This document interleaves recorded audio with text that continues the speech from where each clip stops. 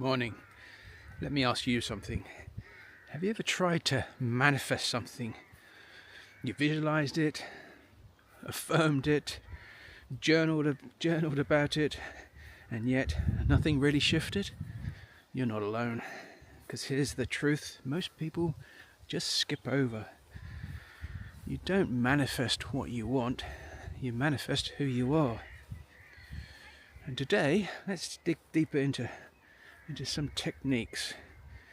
We're talking identity, embodiment, nervous system safety, the real inner alchemy that shifts your outer world. By the end of the video, you'll understand why becoming is more powerful than begging, and how to start living as the version of you who already has it all. And if you're returning to this lovely channel, welcome back. It's good to have you here. I'm so pleased to see that there's 350 subscribers. And if you're new here or you're not a subscriber, please think about doing so. It'd be great to see you. And here we don't just talk about transformation, we embody it. We kind of blend the wisdom Neville Goddard, Stoic philosophy, and conscious nervous system work to help you manifest from a place of wholeness, not hustle. So, if you're tired of chasing and ready to become, hit that subscribe button. It's good to see you. And drop that a like and all that good stuff as well. Just suddenly surrounded by a lot of people. Very interesting.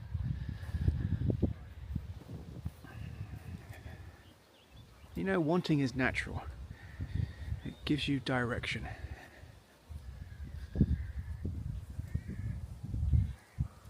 Just going to let this person run past me. I'll just pause the video for a bit.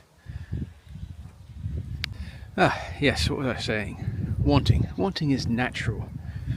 It gives you direction. But if you're constantly stuck in wanting, you're living in a state of lack. Here's what that sounds like energetically. I don't have this thing. I hope to get it someday. I'll feel better when it arrives.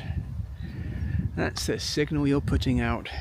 And the universe, it reflects states, not words. So if your dominant frequency is longing, waiting, or hoping, your reality will keep showing more things to long for. And that is why Neville said, assume the wish fulfilled. Don't look at the thing, look at who you're being. Let's talk about that feeling of chasing, shall we? You keep doing the right things, the rituals, the techniques, the scripting, but deep down, you're checking if it's working. You're watching that clock. You're micromanaging divine timing. And here's the shift. Alignment feels like relaxation, if you can say the word. It feels like a soft exhale. It's when you already know it's yours, not because it's in your hands, but because it's in your identity. So ask yourself, am I chasing this outcome? Or am I becoming the person who naturally receives it? You manifest from who you believe you are, you know. Not from what you want, not even what you believe is possible, but from the identity you're loyal to every day. If you see yourself as someone who's always struggling, congratulations. You know what? You'll keep finding things to prove that correct. So, here's an invitation for you. Shift the story, shift the state, shift the self.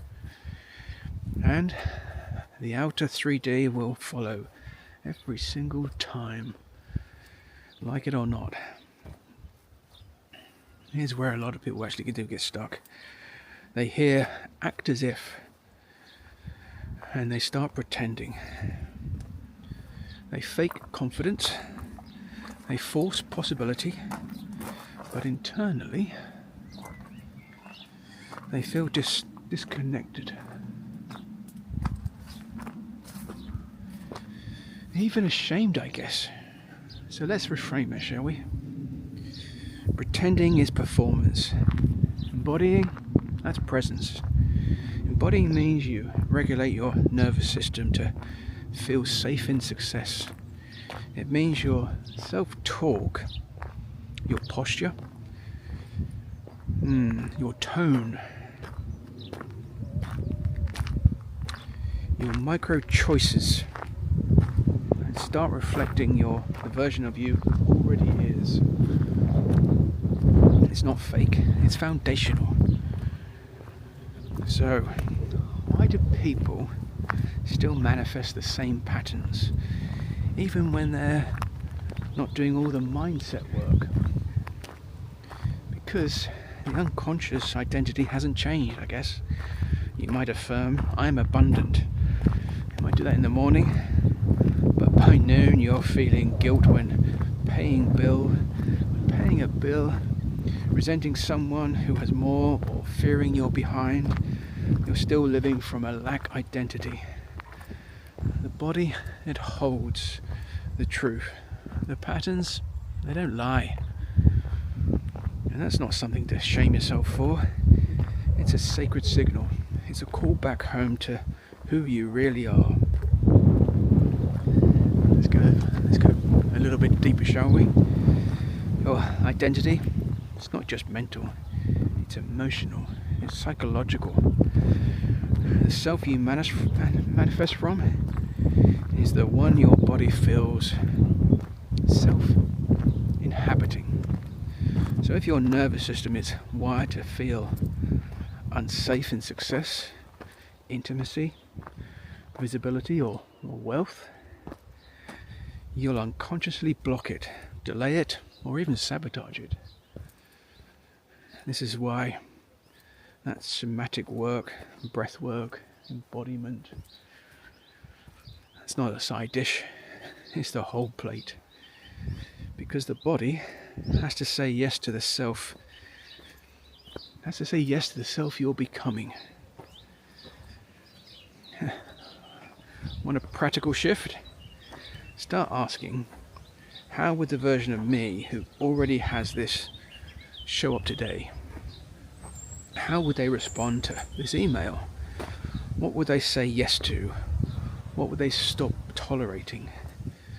You don't have to overhaul everything overnight.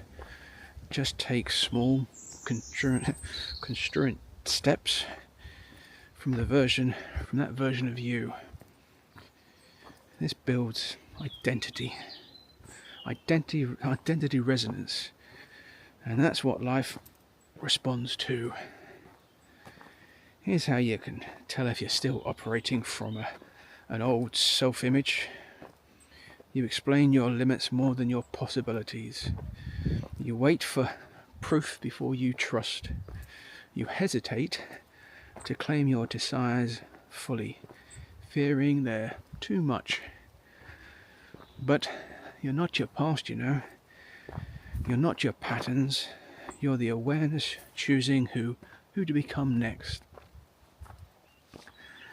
Let that be the pivot point, if you like. Now, what's the next part? It's the stretch, I guess. Can you trust before there's proof?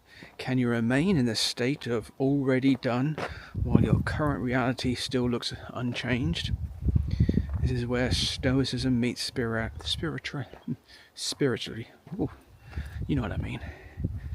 Epictetus, he once said, first say to yourself what you would be, and then do what you have to do.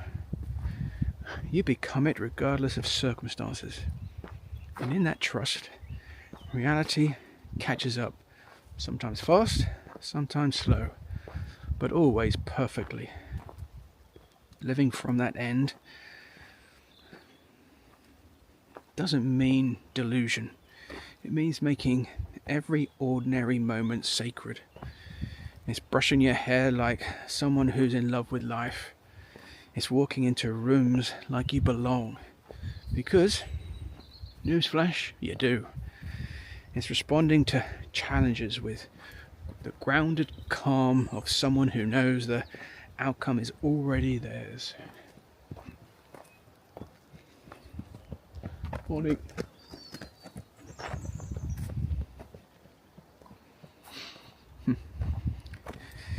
The more you live from this place, not as a performance, but as presence, the more your world begins to reflect it back. Not because it forced it, not because you forced it rather, but because you became it. So let me ask you, who are you being today? Because manifestation doesn't start with the wanting, it starts with the being. And if this spoke to you, this video, if it spoke to something deep in you, share it with someone who needs this reminder. And comment below and tell me, what identity are you stepping into now? Claim it. And of course, do that old good old like, subscribe, and join me here for more grounded manifestation wisdom. And thank you for subscribing to all those 350. I'm looking forward to that 500 mark. And until next time, be the one, become the one, embody the one. Everything else will meet you there. And I will meet you in the next video, where I think I'm going to have a little chat with my friendly ChatGPT and see what it thinks of all this stuff I'm going on about. Smooth. Find some wisdom there. Have a great day. I love you, and I do miss you.